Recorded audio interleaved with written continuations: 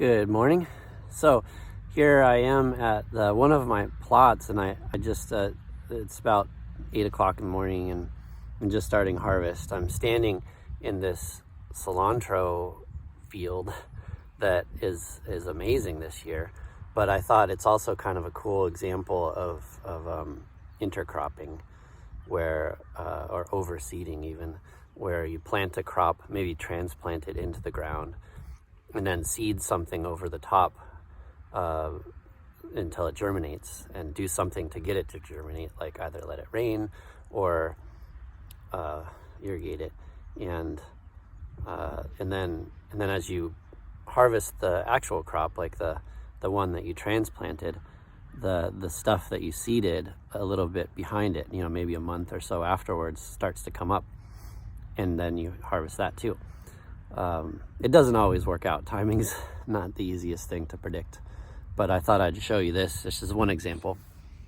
These are my onions, and these are a variety called Nabachan, which is a Japanese variety. It's a bunching onion, and the tricky thing about this is that I have cilantro that we seeded and let go to seed too, from last year's crop, and just to kind of help control the weeds.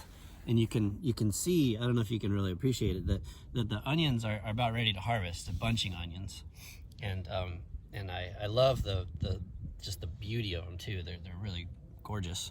And then I've harvested this section right here.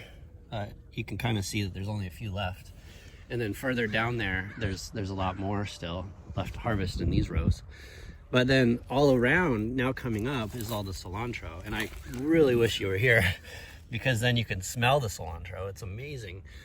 But it's a really dense stand of cilantro, and it's pretty much all around this whole section. And so that anyhow is an interesting example of just letting crops go to seed, and then seeding themselves to control weeds, and then also have a little bit of another harvest, or maybe a surprise harvest, and to create a little cover for the soil and things like that.